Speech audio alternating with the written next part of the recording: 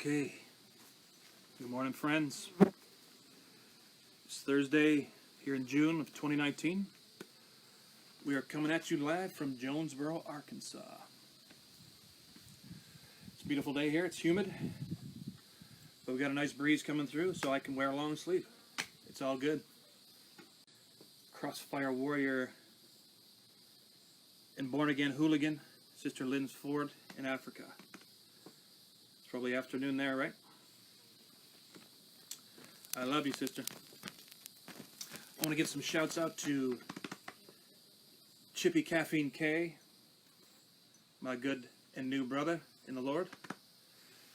I want to shout out to Tate, to Mr. MD, to Mr. TY, to Weston, to Smiley, to Tom, to William, to Ozzy, to PJ, to Mr. MC, Miss SG, to Maddie. Who else we got out there?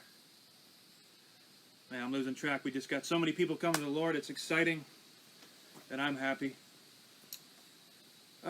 Patches, if you're watching someday, hope you're doing okay, brother. I'll think of some more later. Crossfire Warrior, A. Patrick Martin. Patrick and a brother in Australia joined us last night. We did some deliverance over video chat. It was good. We got several dozen spirits out of his sister, and we had 4 people being educated at the same time. They're learning how to do deliverance for the first time. So it's good. We got people in training. It's going really good. There's a candidate for Crossfire Warrior, Sister Judith in Arizona. God bless you. Good morning, sister.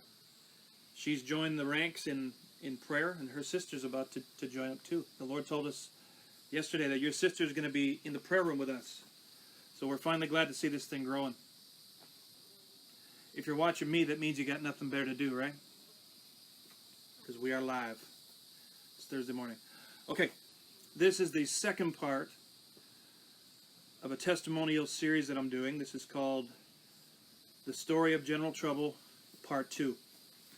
And in Part 1, I talked about my upbringing, my childhood, born and raised in a village of 1,000 people in northern Ontario, Canada. You know, average family. I'm the oldest of 4 siblings. So, when I would do something bad, my father would always say, "Now, son, you're the oldest. You're supposed to be the example." And if I heard that once, I heard it 1,000 times. So, of course, that didn't really mean much to me. You hear it long enough, it just goes in one ear and out the other. Yes, Sister Susan, I see you too. That's the one with the crazy laugh. Get that woman laughing, she'll never stop. We used to have a prayer room together too. So, I wasn't a good student in school. I hated school. I loved to stare out the window and daydream. I was raised in the Baptist church. Never saw the power of God made manifest in assembly. Didn't see sick people get prayed for. Didn't see any demons being cast out. Because a lot of people in church, even today, as well as back in the 80s and 90s, a lot of people today don't believe that Christians have demons. They don't believe that God uses divine healing today. Didn't see any prophecy. Didn't see any speaking in tongues. Was pretty much warned to stay away from that kind of thing growing up. Fast forward a little bit now. I'll try to take off where I left last time.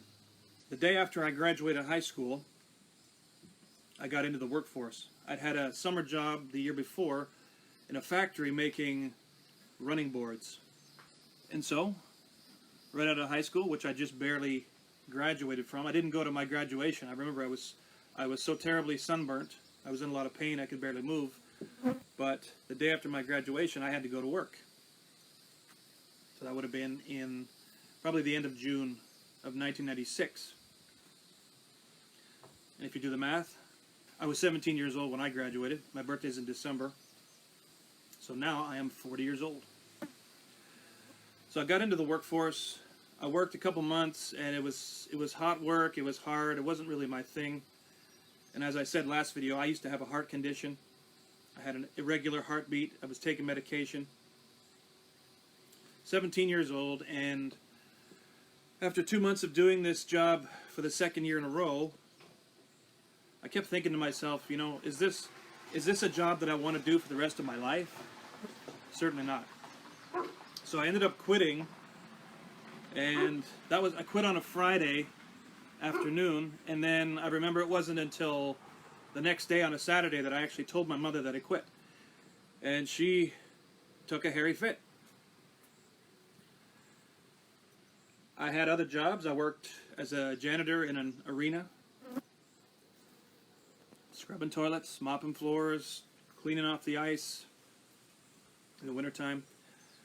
I've had other odd jobs. I've worked in a factory that made trusses trusses for the roof, or I was in the floor truss section.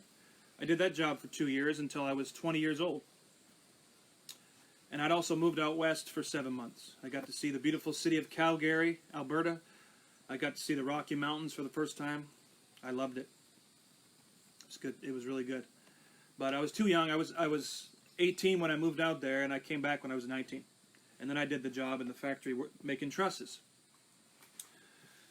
And then, after a time, I would often fight with my youngest sister. And I remember my sister and I and my father got into a bit of a physical altercation one day in the spring. I don't know if it was the spring of 2000, possibly. And I decided, hey, I'm moving again. I'm out of here. So after the fight we had, I went upstairs to my room. I started packing my stuff in case I changed my mind. And I woke up the next day and I looked at my wall and there was nothing on it. And I thought, whoa, what's going on here? And then when I came to, I realized, oh yeah, I'm moving out. So my cousin knew a guy who drove truck, and he would travel out west every week. So I hitched a ride with him into transport. And I remember this. I was a lukewarm Christian back then. I'm 20 years old. And the truck driver was not a believer, but his wife was. And so if I recall, she called my mother to tell me that I was not to speak about Jesus or God or anything when we were on the truck ride. It was several hours into the next province. We were headed to Winnipeg, Manitoba in the spring. And so I got a ride with this guy. We just talked about other stuff. I never once mentioned God or anything like that. And my parents raised us never to cuss and have bad language, and not to smoke, not to drink, not to listen to heavy metal music. We had a pretty sheltered life. We were under the parental umbrella. So I was pretty sheltered. I hadn't done any of those things. Never drank, never smoked. Was a virgin into my 20s. Hadn't really done anything rebellious. And so I get to the city. I had Facebook. I guess it wasn't Facebook. Facebook back then wasn't around yet. So we had these. It's called Excite Chat. If you remember the first chat rooms they had back then in the 90s and into 2000. Excite Chat. So I had these friends that I'd met online, and we had met in person. And so they helped arrange a place for me to stay when I moved out there to Winnipeg. But I remember the wife of the truck driver, she called my mother after I was already moved. And she was in a bit of a huff because her husband was upset with me. And I thought to myself, well, I didn't do anything. I didn't mention God. We didn't talk about Jesus. Didn't even talk about the Bible. But I was very well behaved. I didn't cuss. I didn't do anything strange. So I think, even though I was a lukewarm Christian at the time, I believe that the Holy Spirit in me convicted this man. So, looking back on it now, I think that's really what happened. And that's pretty interesting, especially since I was just a lukewarm Christian. I read my Bible occasionally, prayed once in a while if I felt like it. But, I was definitely not on fire the way I am now. And so for 2 years, I lived in Winnipeg, Manitoba. And when I was 22, it was 2001, That was the year of 9/11. But that was in the fall. This was the spring of 2001. I saved up my money. That's another long story. I was supposed to go over to England, to Manchester, England, to meet a girl that I've been talking to for almost 2 years. So I bought a plane ticket to go and meet her against her wishes. And I found out 2 weeks before I went over to Europe that the girl actually wasn't the age that she told me she was. She was younger, and she actually lived in the city that I had moved to. So here I am buying a plane ticket to go to Manchester, England to meet somebody who wasn't there. She was actually in the city where I was living. And so when I finally got a hold of her, this is another interesting story, but I actually met her and her family that day when I found out the truth that she'd been lying to me for 2 years. That's right, Ben, you and I used to use it all the time. Virtual Places is the same as the chat site on Excite. Yes. If you see Ben Starr on there, he was a childhood friend that we grew up together in school, and I used to go over to his place. He was the first guy we knew to have internet, and we'd go on those chats, and we'd chat up all the girls. Sometimes I get 3 girls going at once. Ben probably remembers that. And so here I am, 2 weeks before I'm going to go to Europe, and I'm not going to meet anybody there, because this girl that I was going to go meet was just a high school student, and I'm 21. She was lying to me for 2 years. We're actually still friends to this day, by the way. We haven't talked in a while. She's actually a believer now as well. But anyway, so I fly to Europe. I land in Glasgow, Scotland, for a stopover, and then we fly down to Manchester. I get into the airport, and I got roughly, maybe a ballpark of $1,000 US on me. So I got my bags, and I'm in the airport, and I say, okay, what next? I had no plans. I had no idea what I was going to do. This is where I knew God was taking care of me. So I found a hostel, took a bus ride, I got there, and I started to meet these Australians and people from Ireland and Scotland and, of course, British, Canadian. I was meeting all these people. It was awesome. And long story short, I stayed there for a couple weeks, but England was very expensive.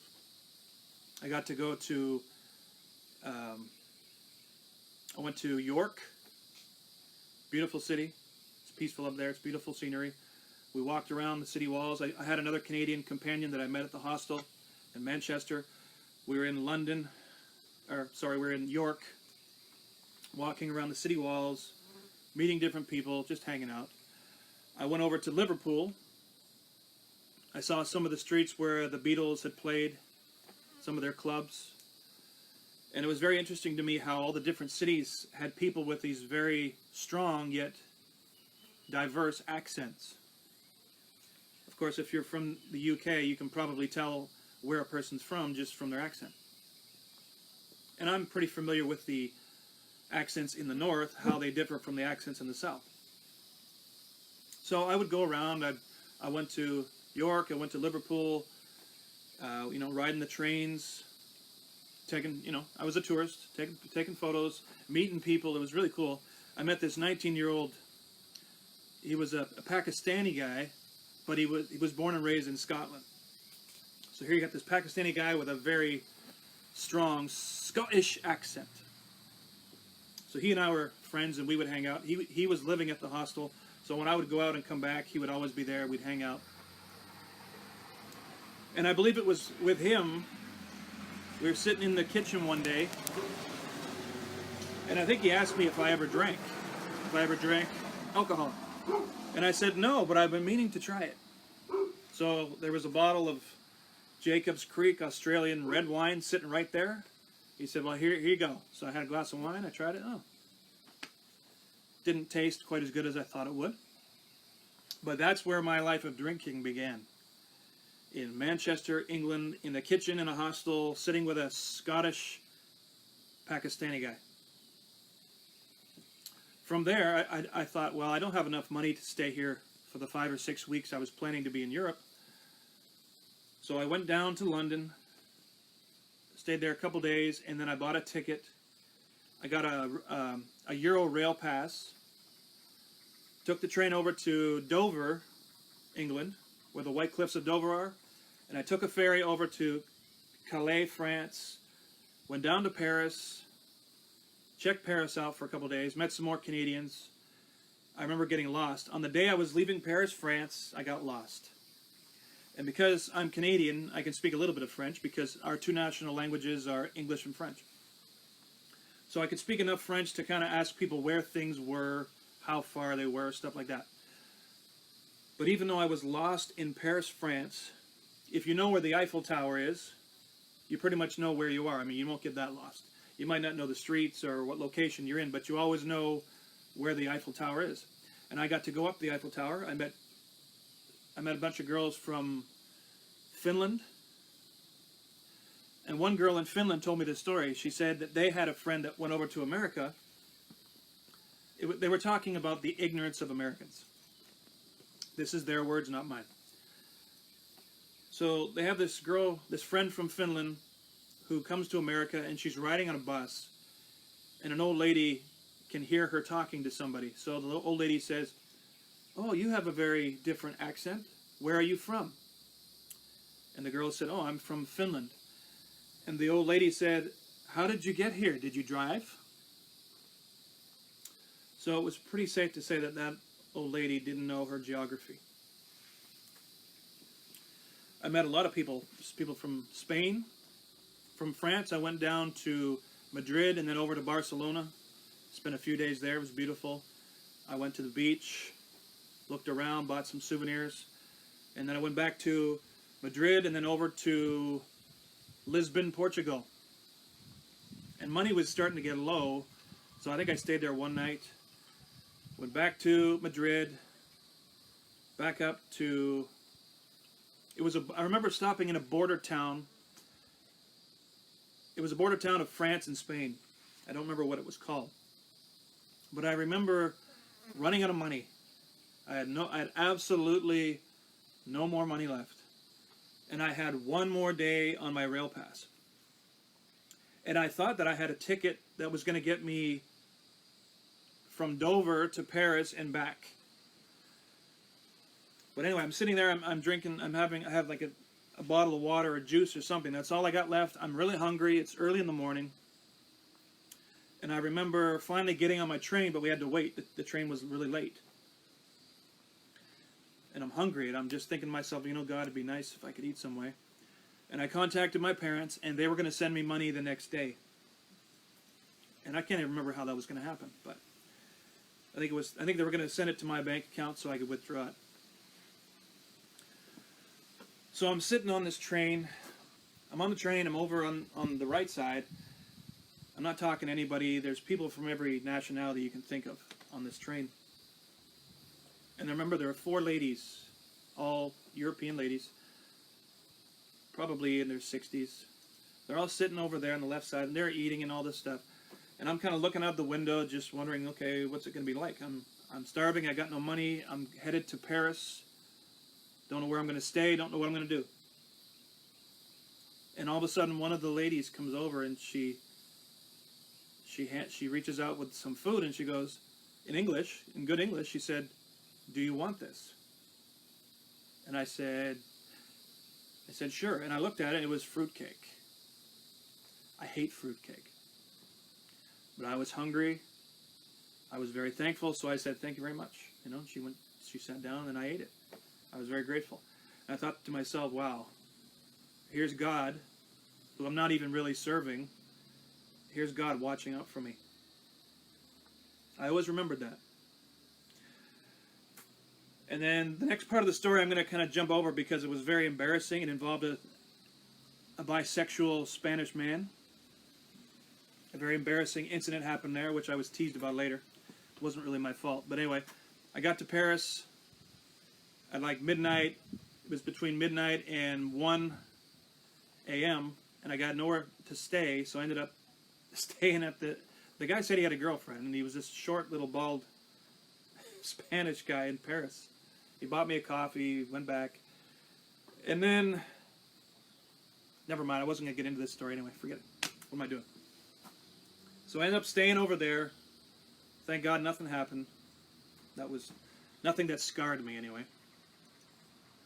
So I left early in the morning, went to the bank machine, got the money, and I was able to get to Calais, take the ferry back over to Dover, get back to London, and then all the way back up to Manchester. It's a bit of a long train ride. So then after a month, I was reunited with all the friends that I had made in Manchester. I ended up meeting a bunch of Germans, and one of the Germans, her name was Linda, and she was actually in a relationship. She had a boyfriend, and he was there, and I met him too. And she and I actually talked a lot, and I remember on the day that I left, I gave her a hug and I gave her a kiss on the mouth. You know, that was just me being sneaky. And she asked me later, she said, "Is that how Canadians say goodbye?" You know, I gave her a kiss on the mouth, even though she got a boyfriend. And I wanted to say, yeah, that's how Canadians say goodbye. But I just said, no, I just wanted to do that. She said, oh, well, it was very nice. So we ended up getting each other's email, and we started communicating, and then we almost started a relationship when I was back in Canada. But eventually, she went back to her boyfriend. So that was that. But as you can see from these stories, I was a lukewarm Christian. I grew up a Baptist boy. Wasn't thinking about God very much. Wasn't thinking about my future as far as how I could serve the Lord. It was just about survival. Okay, now I've spent all my money. So now I'm back in Canada visiting my family, but then I have to take a plane ride back to Winnipeg and start working again. So I worked until, I remember 2001. Everyone remembers September 11th, 2001. I remember where I was. I woke up, watched the planes being basically on fire, and then they fell. As they say, everyone remembers where they were on September 11th, 2001. And then I worked into the spring of 2002, and then my father came out, picked me up, and drove me all the way back to Ontario. From there, I got a teaching job for the summer. So I worked at an English camp in Toronto at the University of Toronto.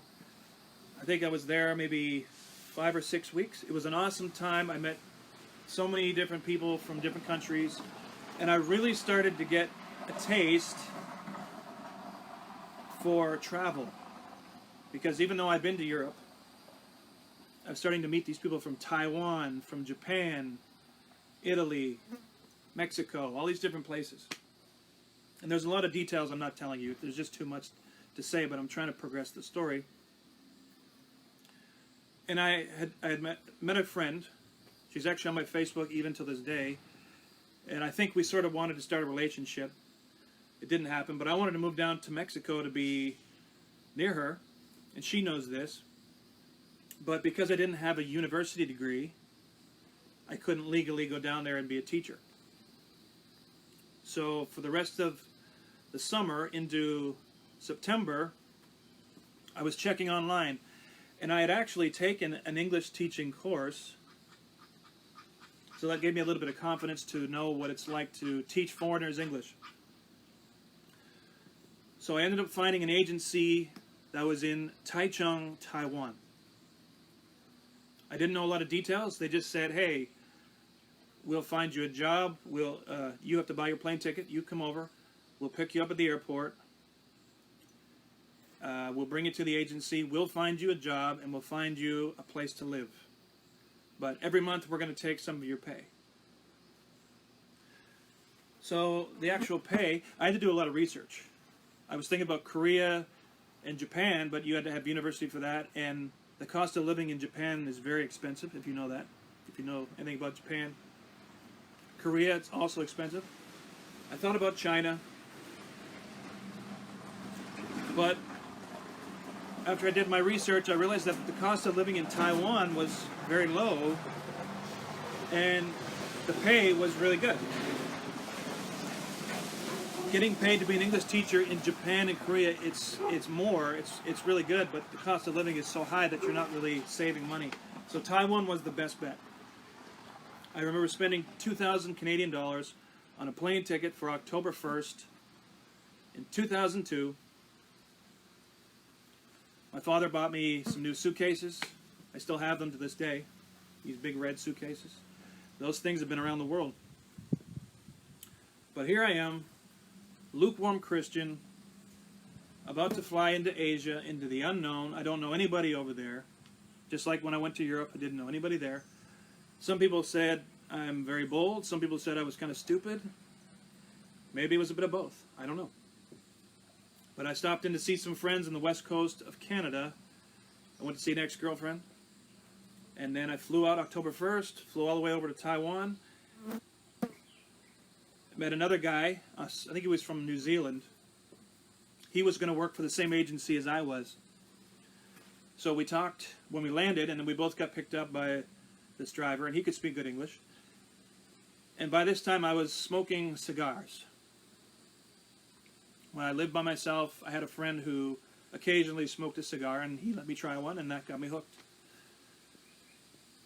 So I remember in Taiwan, we're heading south from Taipei, the capital city, Taipei. We're going down to Taichung, and we took a break, and I remember lighting up a cigar, and I'm talking to this guy from New Zealand.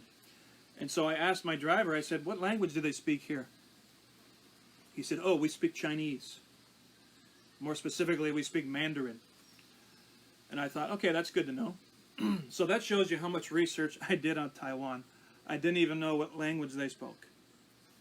So talk about naive and foolish, whatever else you want to say. Long story short, I go to the agency, I get a teaching job, but then I find out that legally you can't actually work unless you have the right paperwork. You got to have university, this, that, and the other thing.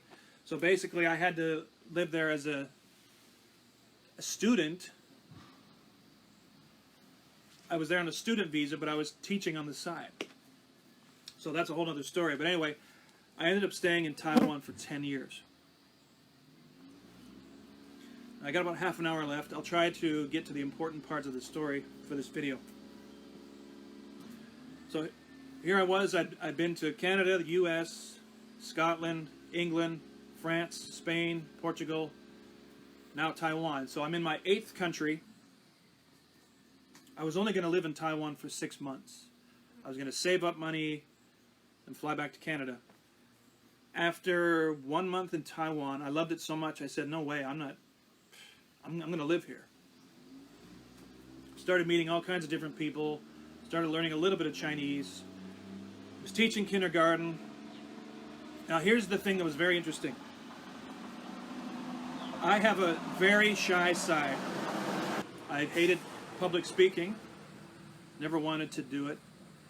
And yet here, brainiac me, I'm going over here to teach in a country, to teach these children and elementary kid level, teach them a language they can't speak, and I have to stand in front of the classroom.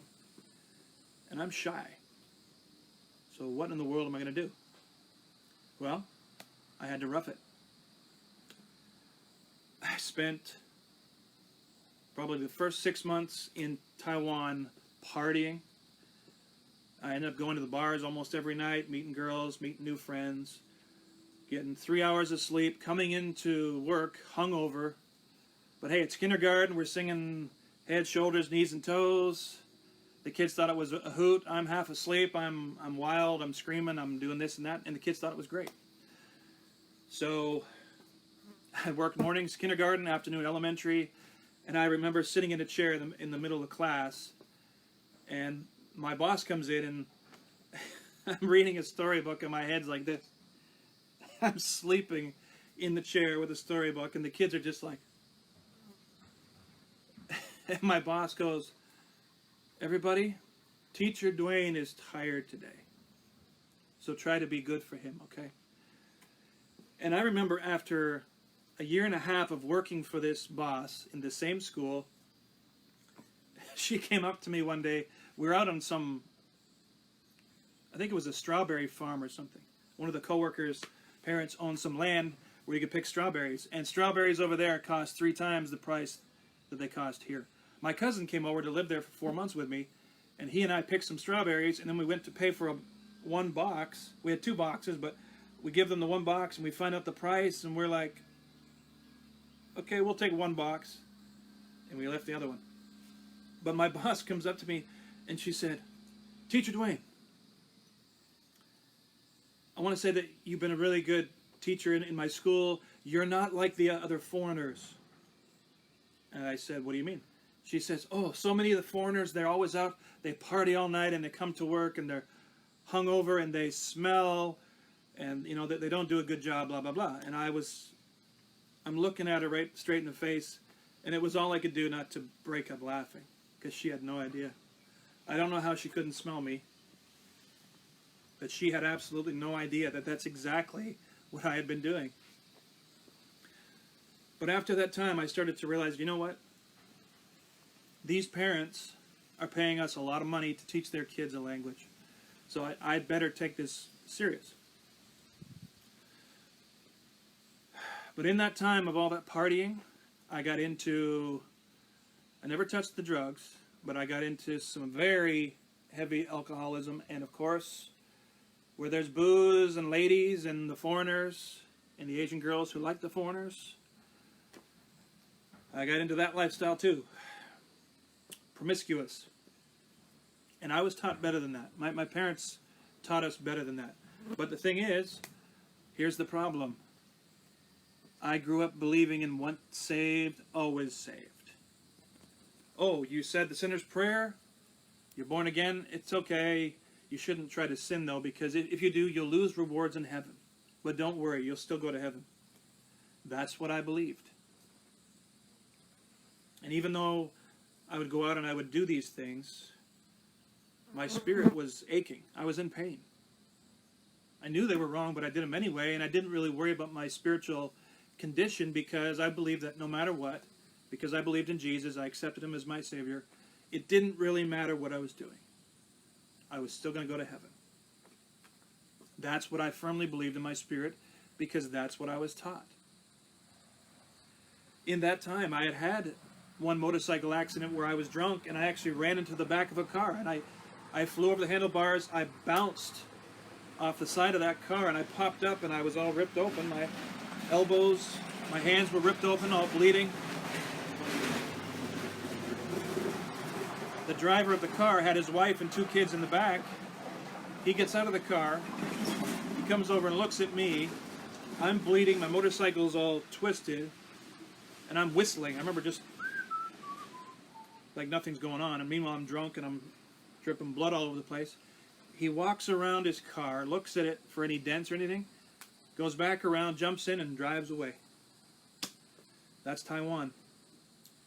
If you can settle your situation without the police, it's better that way.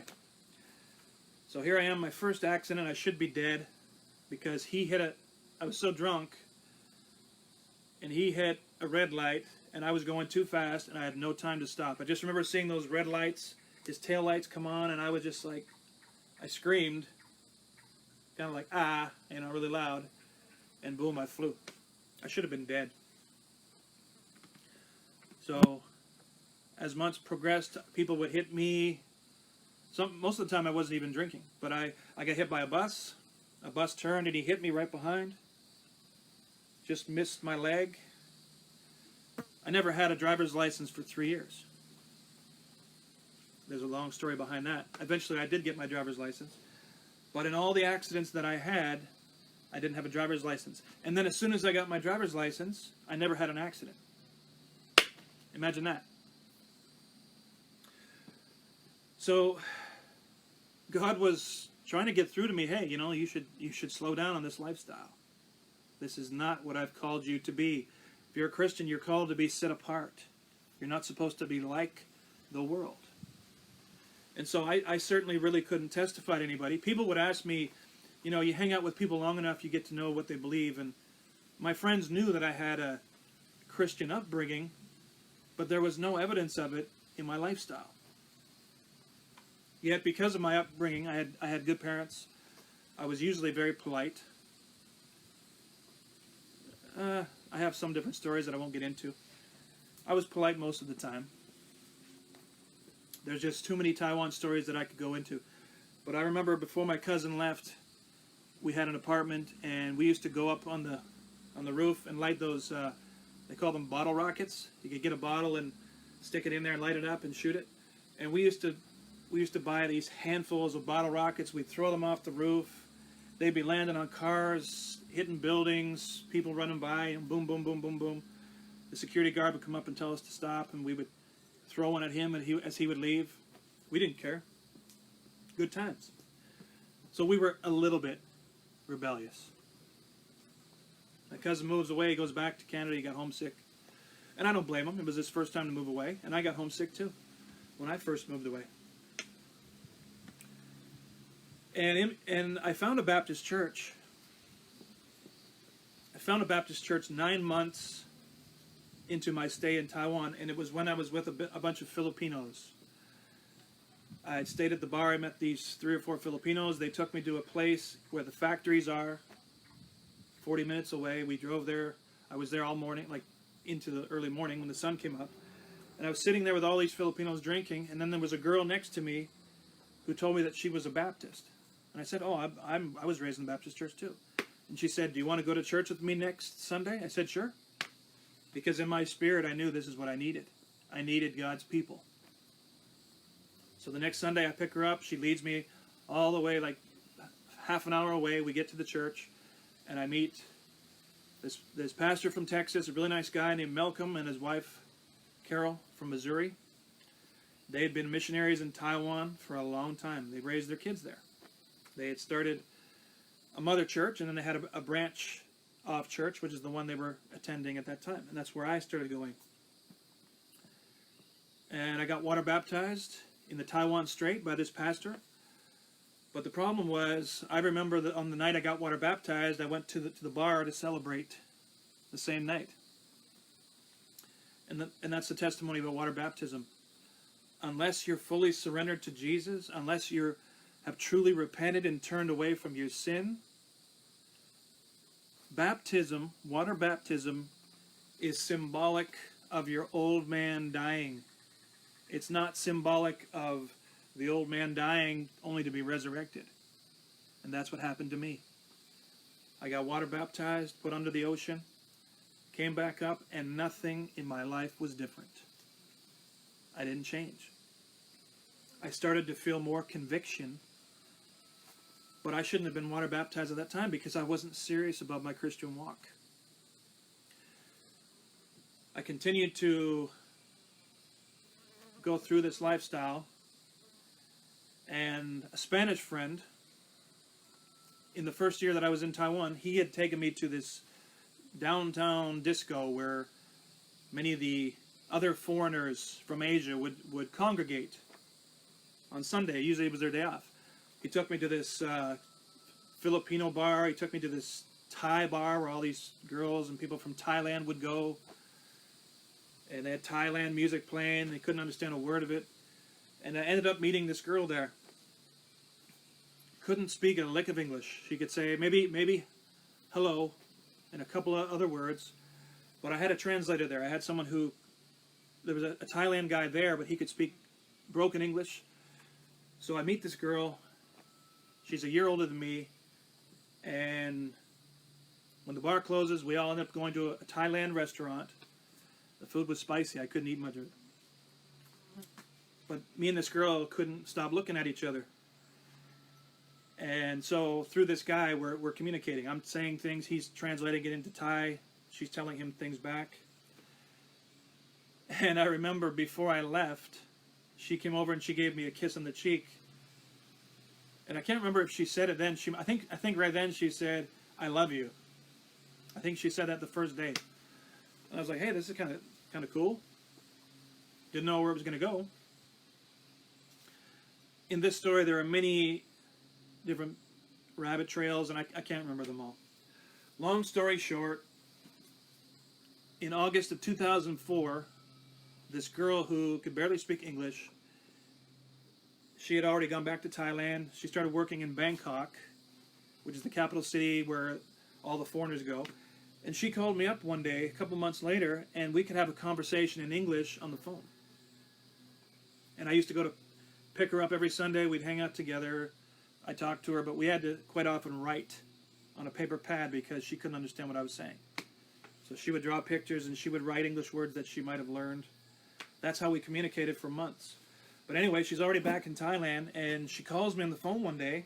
I'm in Taiwan, she's in Thailand, and we could actually have a conversation. I was in shock. So after a couple more months, we ended up getting married in August of 2004. I think it was August 28th, 2004. And my pastor and his wife, American pastor and wife in Taiwan, they flew over to Thailand to marry us. And we had another American pastor who was a missionary in Thailand. He could speak the language. He did the Thai, and my pastor did the English. So I ended up that was my first marriage, which most people don't even know about. Eventually she moves to Taiwan. I had to change jobs because it was getting bad.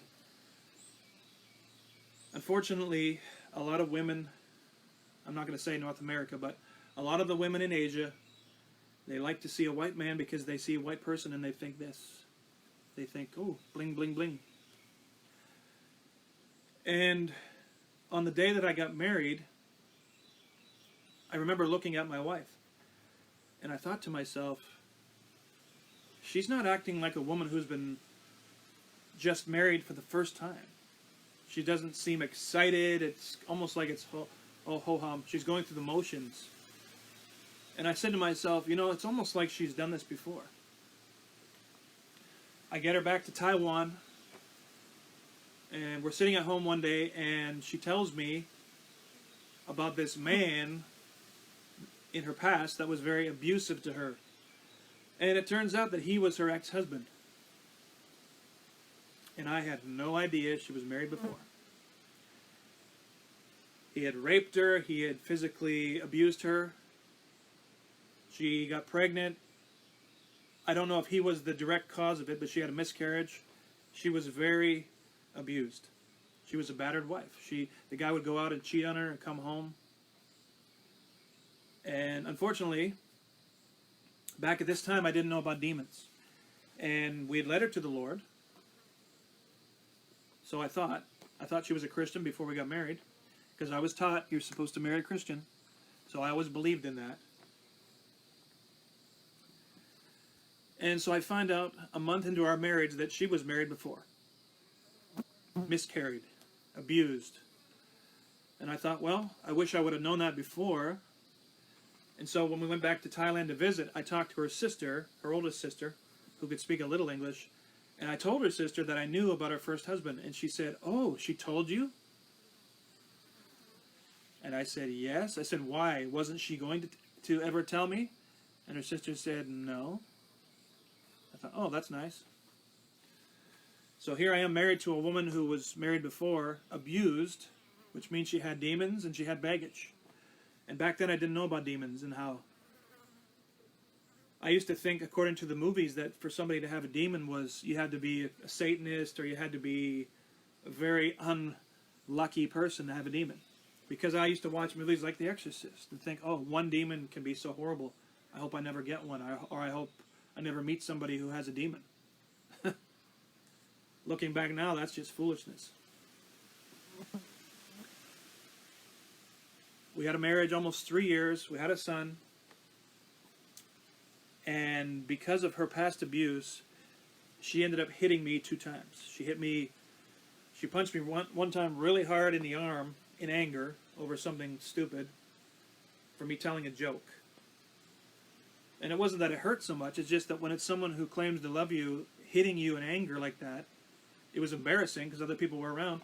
For the second time she hit me was right in the spine. She just came running right at me and drilled me right in the back because I'd used my son's towel to clean up the pee when he just peed on the bed. She said, I told you never to use this towel. Bang! Right in the spine. Remember that, right in the back. We didn't quite last 3 years. It was just after Easter weekend of, I believe it was 2008. Easter Monday, 2008, I was in Thailand and I couldn't go to the embassy because it was closed. It was a holiday. So it was on the Tuesday. We ran around for the entire day. I was exhausted. And we ended up getting our divorce. The woman who signed our marriage papers was the same woman who signed our divorce papers. And she said that she saw that all the time. foreigners coming to marry Thailanders, and the marriage didn't last, which is very unfortunate, because God made marriage. God made marriage between a man and a woman to be for life. My parents taught me that. I always believed that. And I somehow grew up believing that if you were divorced, you could never remarry. I don't know who taught me that, but that was just the common belief. Oh, as a Christian, as soon as you're divorced, you're never supposed to marry again. You're stuck. So here I am. I guess I was 29 years old, and I'm divorced. And so I went through several months of soul searching. I lost my son because he was living with my ex-wife. And that's when Satan really started to beat me up. He loved to tell me, you are a horrible father. You are nothing but a statistic. You're just another statistic of married couples that divorced. You're a failure. And you don't even have your own son now. And because of that, I hit the bottle even harder. That's when my true hardcore alcoholic days began. Because I had a soul wound, and Satan took full advantage of that. And I talked last video about having thoughts of suicide and depression when I was younger. And this came even more so during this period. I was still going to church, but because of my divorce, the pastor, my pastor who married us, he'd actually died of cancer. His daughter had drowned, and then a year later, he died of cancer. That was really sad. And so we had a fill-in pastor who was pastoring another church. So he had two churches, this younger pastor. And he tried to give us marriage counseling. He tried to keep us together. It didn't work. Because the fact of the matter is, when you got two people, even if you only have one person in a marriage, if one person in a marriage doesn't want to be together, you can't make it work. And when you have two people who want nothing to do with each other, how are you going to make a marriage work? So on the first day of marriage counseling, I told him, I said, look, we don't want to be married anymore. And the pastor said, well, guess what? That's too bad. So basically he was telling us, no matter what you think or want, it doesn't matter. You're staying married. That's what this pastor was telling us. And so we put in an honest effort for a few weeks, and then we realized it wasn't going to happen. Separated, divorced, she took my son. Eventually my son moved to Canada with my parents.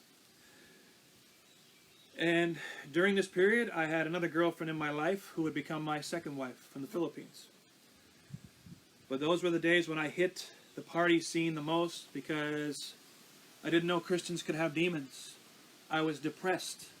I was getting thoughts of suicide. I remember hearing a spirit tell me to go jump off the balcony of my 10th floor apartment. And I remember that I heard the voice so clearly that it scared me. I remember I sent my mother an email in tears. It scared me so bad. I said, Mom, I heard this voice. It just kept saying, kill yourself, kill yourself, kill yourself, kill yourself, kill yourself. Go jump off the balcony, kill yourself. And here I am, a Christian, thinking that we can't have demons, so what could that be? What's this voice that I'm hearing? Is it just a demon outside telling me to do this? So here I am, divorced. My son's living in Canada. I'm in another relationship. And in June 4th, 2008, I ended up getting married in the Philippines. So just got out of one marriage. I remember this. This might look foolish now, but this is true. On that Tuesday when I got divorced, I got engaged the next day. On a Wednesday. Wednesday night, I went in and I got engaged. Engaged on the night after I got my divorce. So we got married in June of 2008. And I had led her to the Lord as well. And so she had moved back to the Philippines. We got married, and then I brought her back to Taiwan. So then I tried to start my life over again, newly married, 29 years old. And that's when I loved my 20s. Even though my 20s were difficult, 20s were a lot of fun. And I was actually dreading getting older. I remember doing a personal video on a camera on my last day of being 29, and I was saying how much I loved my 20s And yet, turning 30, it was so uncertain. I didn't know how my 30s were going to be. So, here I am starting this new life. My current wife at the time, she had her own son who was living in the Philippines. And she was working in Taiwan to make money to send back to support her son, which are so many people in the Philippines and in Asia, Vietnam, Indonesia, Thailand. These people are working so hard, making so little to send home. They'll sacrifice so hard. They work so hard, sometimes every day. They'll keep a little money just to survive, and the rest of their money goes home to support sometimes their spouse and their kids. It's really sad.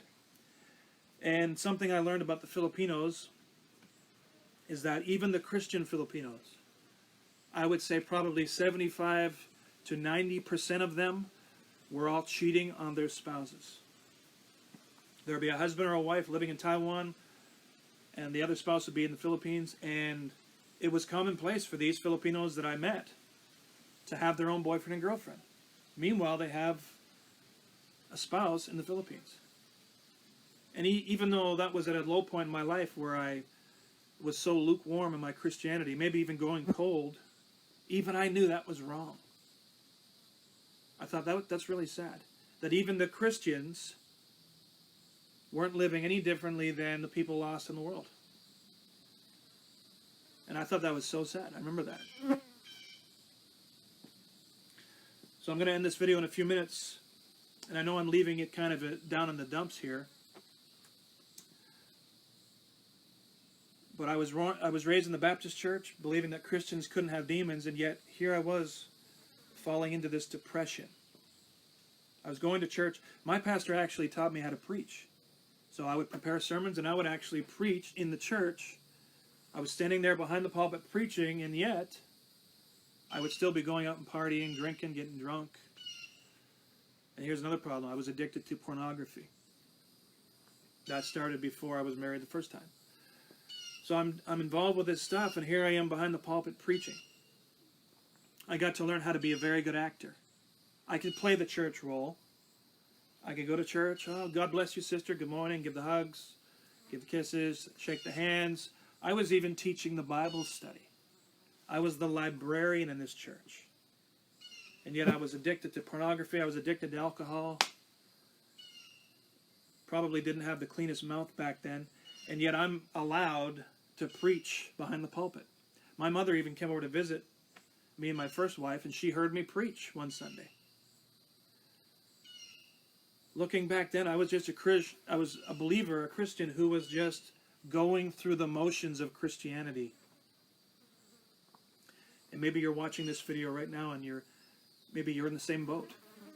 You're born again, you have a relationship with God, with Jesus Christ, but you know, your prayer life's no good. You're not reading your Bible anymore. You're thinking, well, I'm a Christian. I'm supposed to be happy. You know, Christians are supposed to have the joy of the Lord.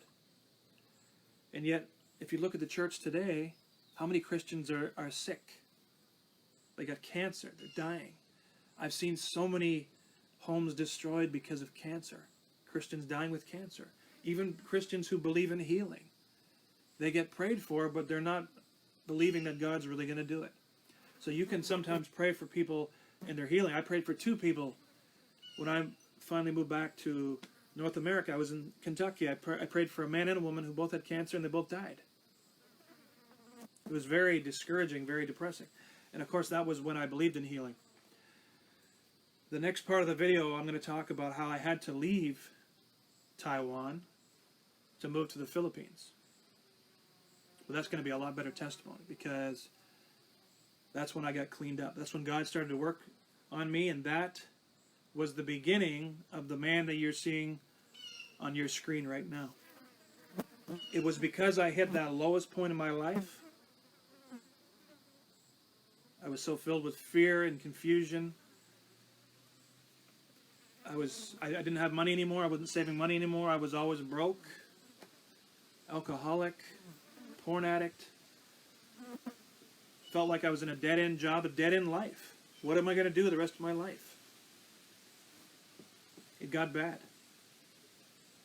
But the next video is going to be all about how God turned my life around. And so I hope right now as I close, if you're a person I'm speaking to who is living a lukewarm Christian walk, my first question to you would be why?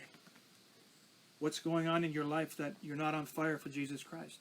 Maybe you were on fire for Jesus Christ when you first became a believer. Maybe you're on fire, you're reading your word, maybe you're having a part in your local assembly, you got a good prayer life, and all of a sudden the things of the world start to become more important.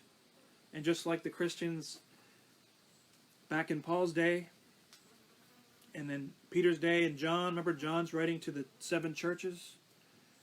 If you read the book of Revelation, the first 3 chapters, you'll see that it's Jesus Christ pleading with his churches. There's one universal church of Jesus Christ, okay? But there's also the local assembly. These 7 letters were addressed to 7 assemblies in different cities. Read Revelation, you'll see it. And it's Jesus pleading through these letters that John is writing to these churches. He's saying, return to your first love. Jesus, he tells them, he says, I know the things that you're doing. I know your good works, but I see how you've let Jezebel in the church. I see how you've grown cold toward me. I'm not your first love anymore. I see that you're allowing people to teach false doctrines. And then, it's not a salvation verse.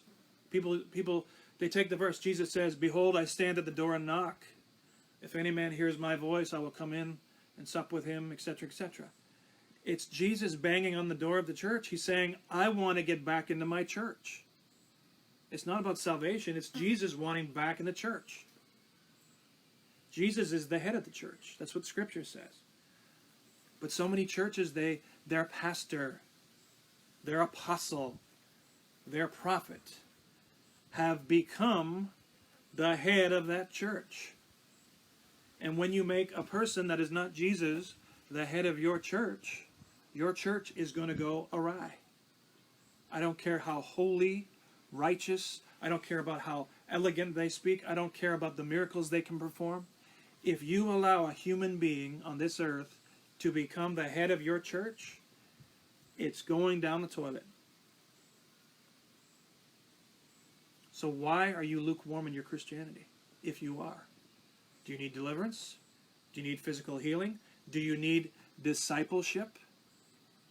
One of the biggest problems in the church today is that there's no discipleship. Oh, come here, say the sinner's prayer. Now you're a believer. You're always saved now. Now go off and do whatever you're doing before. Sounds stupid, but that's exactly what's going on. There's no accountability anymore.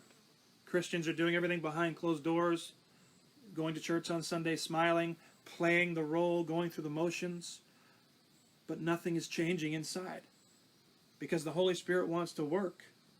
Philippians 1:6. The Holy Spirit in you wants to continue working until the day Jesus returns. But here we are, we've allowed all these roadblocks to stand in the way of what the Holy Spirit's trying to do.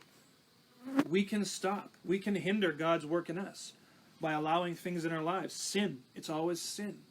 Sometimes it's demonic strongholds from generational curses. Sometimes it's demons we've allowed in through sin. It's blocking the flow and the move of the Holy Spirit. And that's what we're going to talk about in the next video. I'm going to give my voice a rest. To anyone else that we've newly brought to the Lord, I want to reach out to you guys. I want to say that I love you guys. I'm praying for you. There are just so many new people. I've got your names on a list, which I have downstairs. But if you're watching this, I pray you're encouraged, that you want to reach out to somebody else, preach the gospel. Guys, it's time to win souls. Time is short. See you next time.